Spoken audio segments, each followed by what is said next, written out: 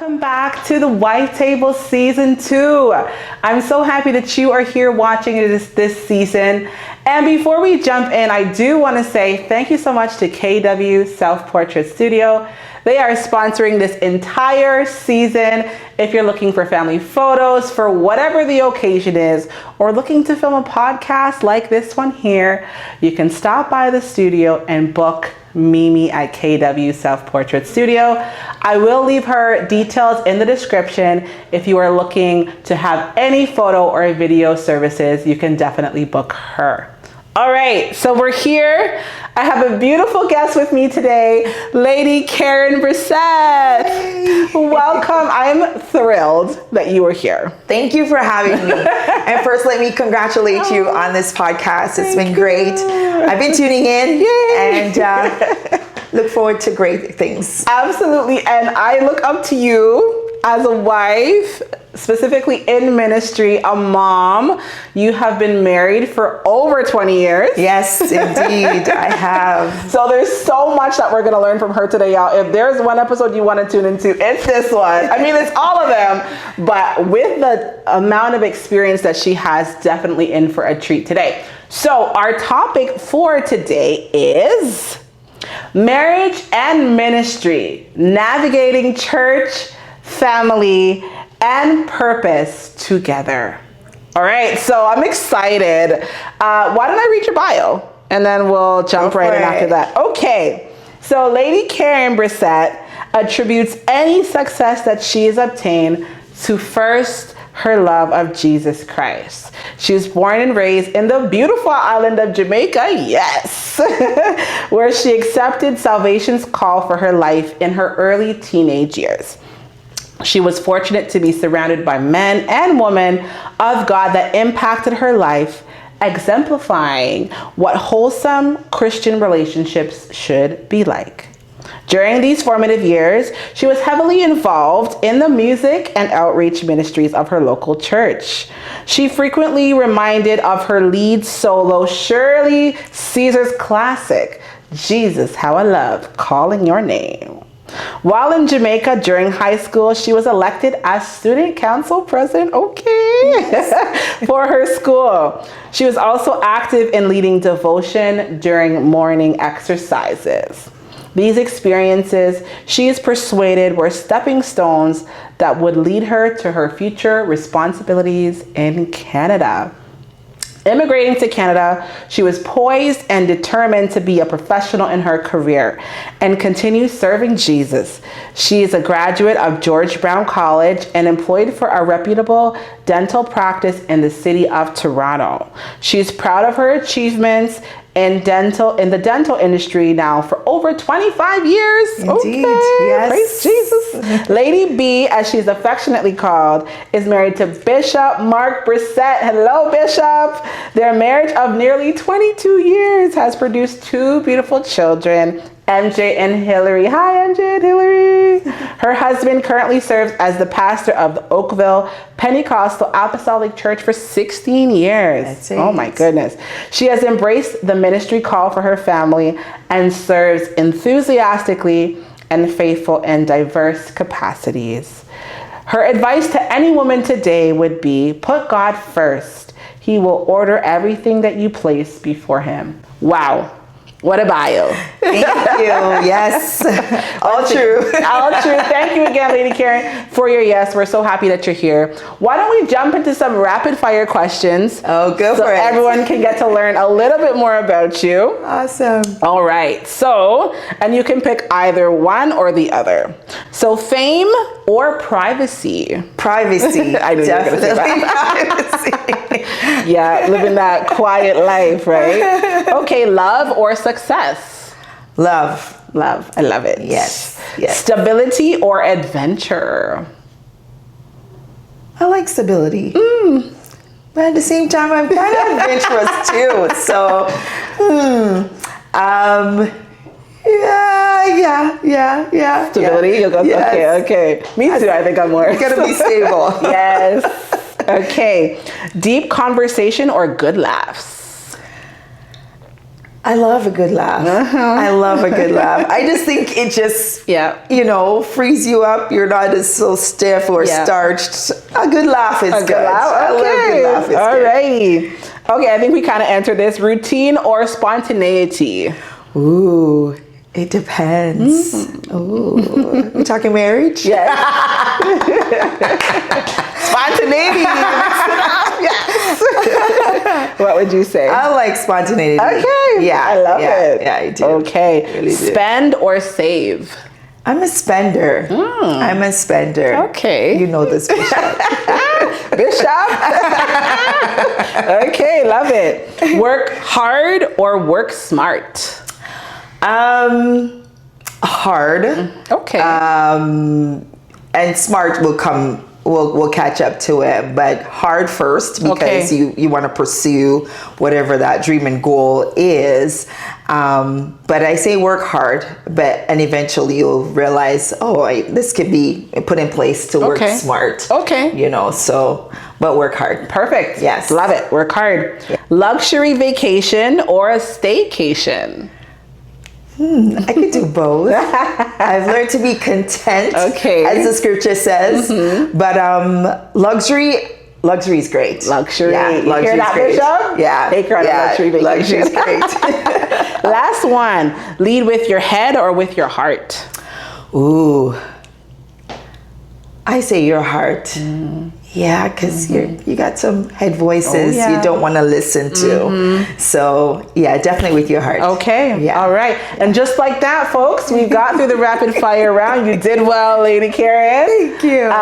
And just so you all know, as we say in every episode, these questions are not scripted. Lady Karen has no idea what questions I'm going to be asking her today, which I love because we get the most real, raw response. So I'm really excited to see how you're going to answer the questions today. All right, let's do it. Okay, we have a few signature questions that we ask our guests on the wife table.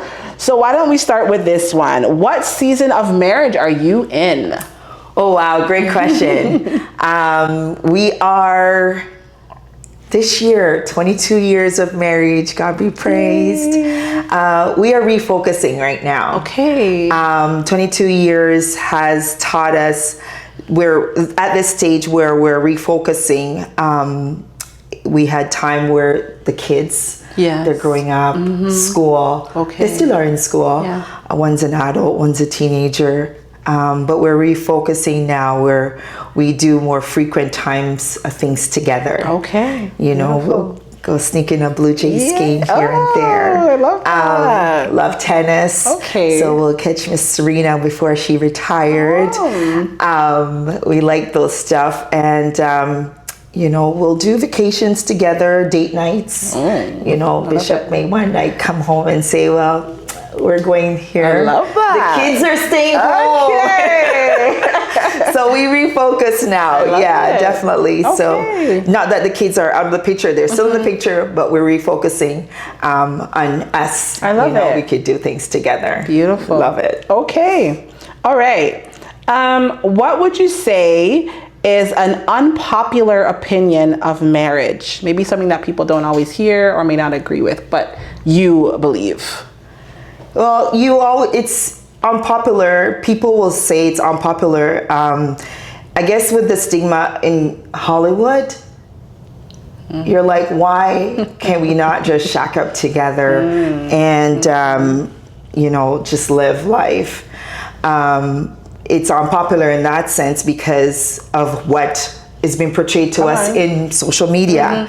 But to know that God is the creator of institution of marriage. Absolutely. And so it seemed unpopular now also too because people are getting into it at an older age. Very true. They're focused on their careers. And so by the time they look around, it's like, it's not the timing. And so it becomes unpopular in that sense. People are going after their goals and their dreams, and in the back of their mind, I can do this by myself. Wow.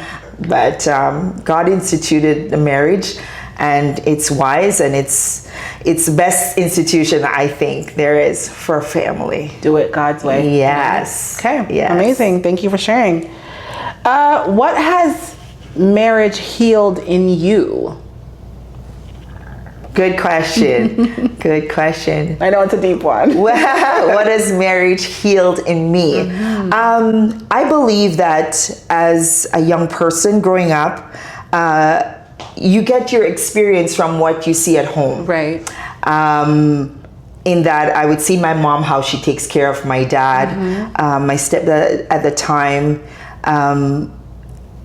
and just caring for someone. What has it healed for me? Love, completeness, to see that I don't have to be alone or by myself. And so, Bishop, you do complete me. Oh, I love you. That's beautiful. And so that has healed that part of me where I was created to be a helpmeet to someone. And God has shaped me, raised me to be that to my husband. And so that has healed that part where I'm not alone. I have companionship, I have friendship, I have love. Beautiful. I have love. I love that for you. Okay. One more signature question and then we'll jump straight off into our questions for the topic.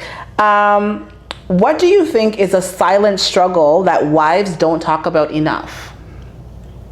I think mostly will be communication. Okay.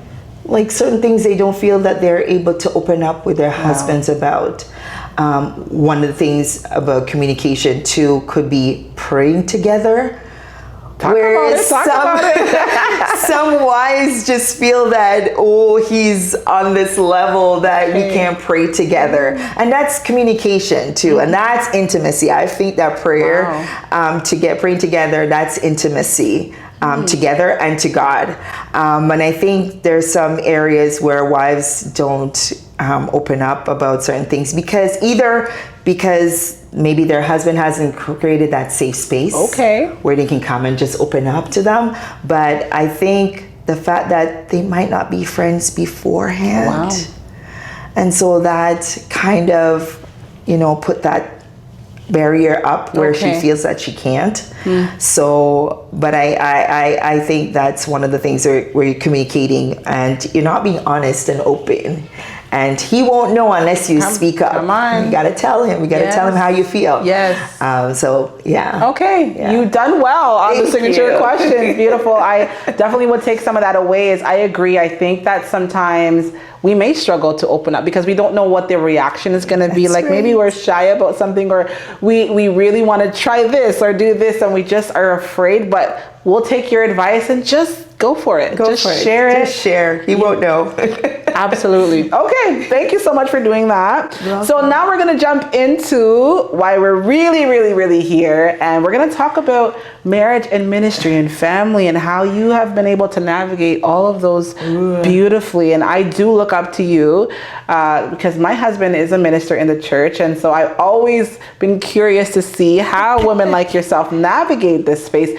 And you seem like you're doing a beautiful job at it. Thank you. So what would you say are some misconceptions people have about ministry marriages? The main one, that you're married to a pastor. Right. And that you have to be a preacher. Okay. Or an evangelist. I think that's one of the misconceptions. Because there's some women that are married to ministers, pastors, that there's this misconception that they have to be, the big hat and always doing this, doing that. And I think that's one of the things that where the wife, she feels that she has to fill his role. Okay. No, you're there to help. I love that. You're here to support. But they do have their own identity. Talk about it. Right? He's the pastor, and you're there as his help to support him with his family and ministry and the purpose of God on his life. Wow. I'm so glad you mentioned that because even me, I think I had that misconception too. It was like, okay, you're pastor's wife, you should know how to preach. But off screen today, we were just talking and she says, no, like I stay in my lane. Like I do music, I do this and I'm satisfied with that. And you mentioned it, you're there to support your husband and not to feel like you're competing or you have to No, not at all. be the preacher because you're married to a preacher. So I love that for you. Okay, thank you for clearing that up. Okay, I love this one. How do you protect your relationship while constantly pouring into others? Good question. How do I protect it? We have family time. I love that. And I always talk about being in a workplace where there's work-life balance. We protect it in that. Bishop would go for meetings and he may go and I have the kids at home. So I make sure they're taken care of, get them fed, help with their homework. Support our relationship in that I wait until he comes back. Wow. And we will eat together. So I'm present. Beautiful. I'm there with him, knowing that he has just ministered and served someone and nurtured someone or myself, you know, where we come together. So he sees that I'm present. I'm there to support, to give a listening ear. How was the day? Not necessarily have to tell me the details of what the meeting was, but to know that, you know, it's our relationship, it's our marriage. Wow. Yes, you've served, now you're home. Wow. You know, this is our time together. Let's bond, let's meet, let's talk. Let's have some nice cheesecake. Come on. That is so beautiful. Yeah. I didn't even think about that. The fact that you wait to eat with him is definitely. Wow. Definitely. And you seem like you're intentional to say like, no, I'm here. Like I want us to reconnect since That's you were away. correct. That's Wow. correct. He's on his way home. He'll call, say, I'm almost home. Everything is ready. Good to go. Yes. Wow. I would love to get there one day for sure. That is so it takes beautiful. time. It takes time. It's a process, and you'll get to be in your routine. Elder Shat might, be busy at work, come home. You have the kids. The focus is the kids, Right. and then he comes in. Let him know and feel you're home. Wow. You don't need to. He doesn't need to be bombarded with everything else. You know, no, he's home. You're present. Wow. You're there with him. Listen, hear what he has to say. You can share. You know, give support. Let him know you're there for him. Wow. And let him know he's doing a wonderful job. Oh, I love that. I'm going to take that away because you're right. Sometimes if he does come home, I'm like, okay, babe, I'm going upstairs. Bye. Right. I'm tired. Okay, your shit. The kids are yours. But I would take that challenge on to say, okay, no, it's a safe space. Let him feel welcome and be attentive to him. Yeah. Okay. Yeah. Thank you for sharing that. Beautiful. Definitely. And I think you kind of talked about this, but let's dig in a little bit more. How do you prioritize your spouse, so Bishop, while still serving the church? How do I prioritize him? My role, and I always believe this, that when I got engaged and married, I said, God, this is my assignment. Wow. My husband is going to be my assignment, in that, how do I navigate this journey as married to a minister? We made sure that church time is church time. When there's a time when you have to sign off to say, well, I'm with my family. If it's urgent, then I do understand. But I prioritize him in that he is the president for the I Am Fellowship. And so I make sure that he knows that I'm fully supportive of this. Wow. I'll be in praise and worship. I'll be on the praise team to support. I'll help with your meeting with the pastors. I'll be there to help to set up and let you know that, listen, I'm there present with you. Wow. You know that I'm fully supported, on board with you with this. And so I prioritize that. I make sure that the home front is taken care of, so he doesn't have to worry about that part. Where the meals are concerned, I love to prepare nice meals. Wow. He loves to eat good food. So I make sure that's prepared, to know that he has a safe space where he can come and speak to me. Beautiful. If he feels, low, you can come and share. So always have the time, make sure he has the time, not always busy in the kitchen and not be able to sit down and say, okay, all right, let me just enjoy the ball game with you. And you know, that's his time to probably just unwind from the day. So I prioritize him where I make the time, spend the time, not just with the kids, but with him. We'll do dates and whatever. We'll go out, like I said earlier. So I prioritize him. I let him know that, and I make sure I pray for him. Come on. You got to cover him. Wow. You know, that the responsibility is great. And so my priority is that to make sure that God gives him wisdom, knowledge, and understanding in leading his people. Wow. And to know that this is not, we're in a partnership together.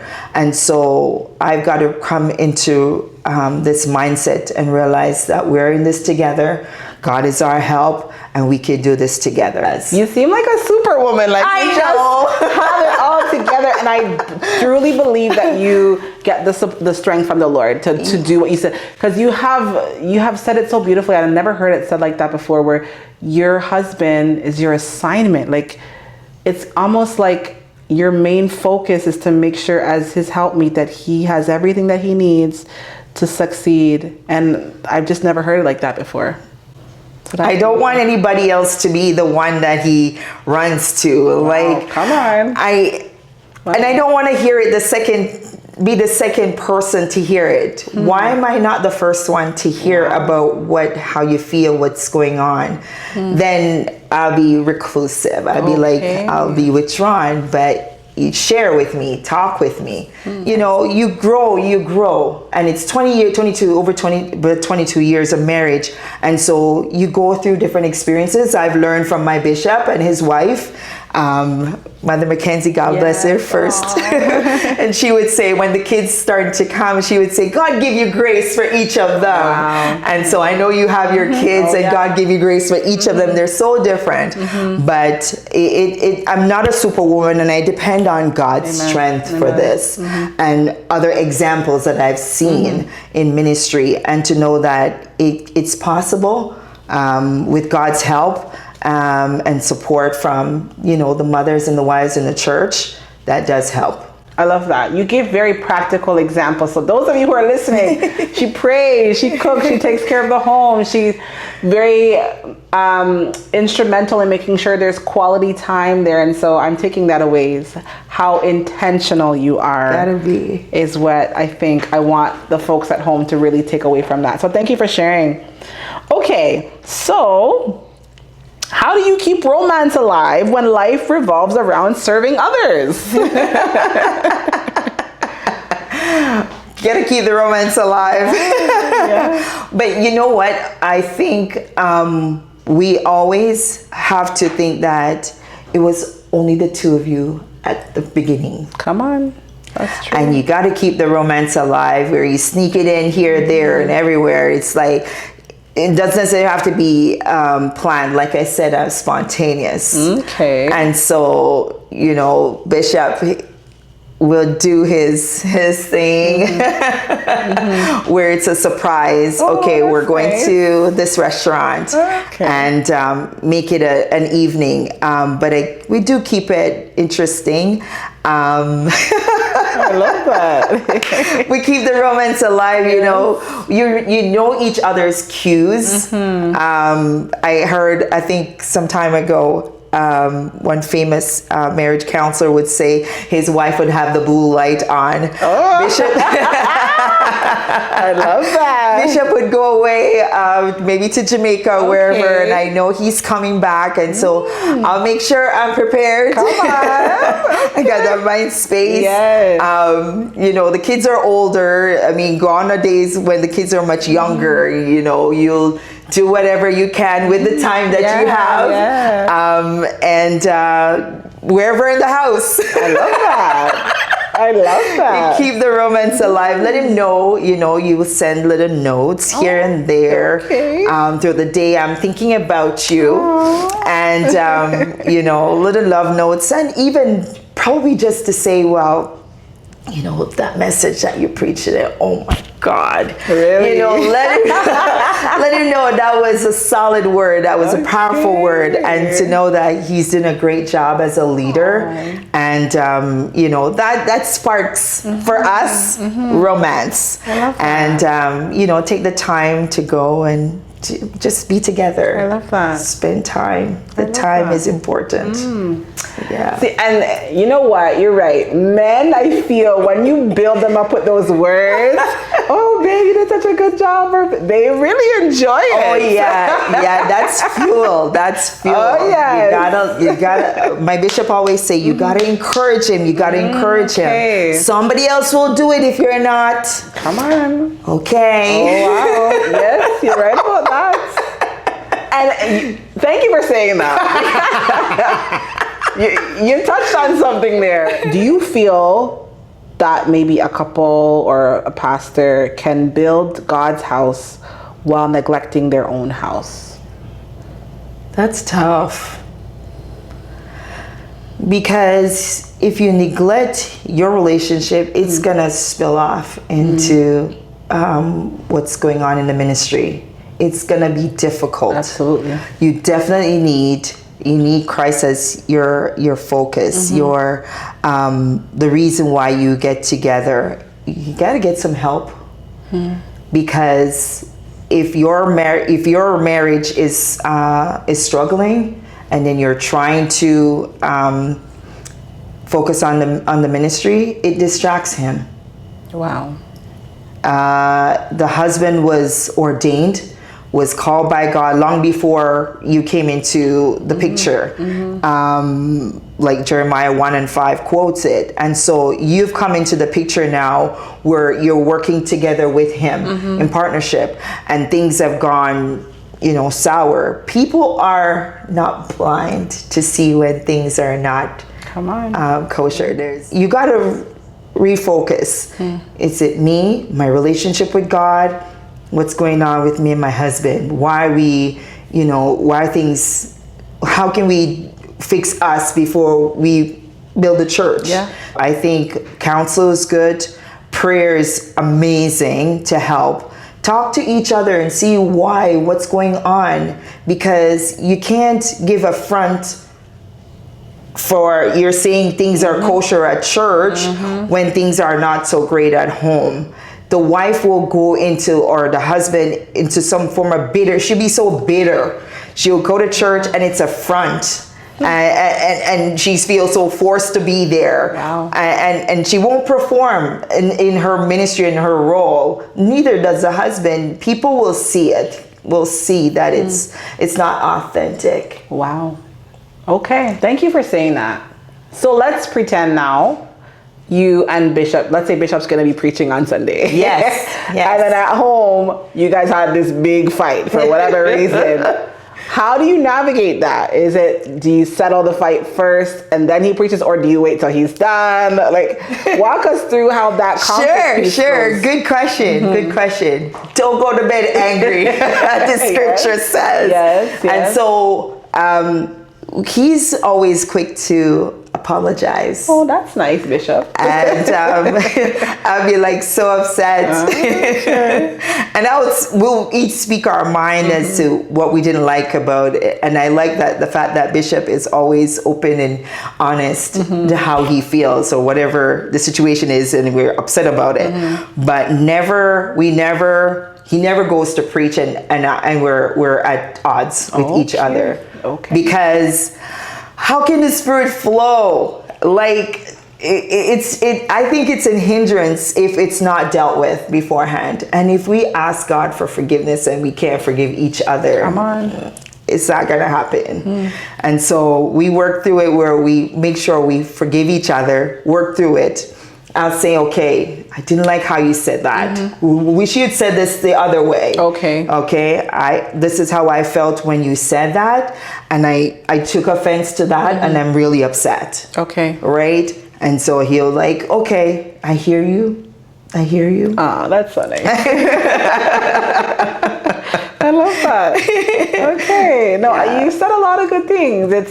It's nice to hear from the ministry perspective, you know, Totally. because at the end of the day, you both are still humans and we are flesh and blood. Yes. And, so sometimes we put ministry on a pedestal in a way, right? But this kind of helps to really humanize and say, no, like you both are still human. You both have your issues too, and you work through them. We talked about every other aspect, but we didn't talk about you. So how do you, as first lady of your church to a bishop, how do you take care of yourself, and like what does that self-care look like for you as a wife in ministry? That's a good question. That's a good question. I love to work out. Okay. And that's one of my go-to things to do. I try to be as healthy as I can. I try those snacks, I tell you. So that's my space. I do work secularly, but I like the fitness side of things. I like to,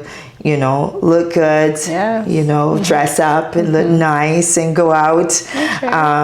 Those beautiful designer gowns and all. But for me, that's one. I love to sing. And so I enjoy, being on praise teams, yes. But at times, if I'm alone by myself, I'll put on some gospel music, and that will be, I like solo. Okay. Bishop is into choirs. Yes. But I that's my space. I love That's my space. I love my kids. I love hanging with them. Aww. But my self-care is, I love the fitness side of things. I love recipes. Oh my God, I could collect tons of them, and I love to cook. So that's my thing. I'd go home, and that's my space. I'm cooking and I'm listening to my podcast. Okay. The wife's table. Yes. That's me. Beautiful. Thank you for sharing. I'm honestly so blessed by you coming on today. I really learned a lot, and as a wife of someone in my husband in ministry, it was really refreshing to have this chat. So thank you, and I hope those of you who are listening and who may be also wives of husbands in ministry, that you took something away from today. How can the people connect with you? How can they find you if they're wanting to reach out? Well, you'll find us where we serve in ministry in Oakville. Our church is Oakville Pentecostal Apostolic Center, and we're there in Oakville. Perfect. And so that's where you would find us on Sundays at 11 a.m. Amen. So we'll put their comments or the way that you can follow them below in the description. So please do reach out, maybe visit their church, say hello. But also thank you all so much for watching. If this video was of any value to you, I want you to share with another wife. Keep the conversation going. Please comment down below of what stuck out to you today in this beautiful conversation. And don't forget to follow, like, and subscribe for more. Until the next time, stay seated, have a seat, because we have more coming at the wife table for you. Until next time, everyone, take care. Bye.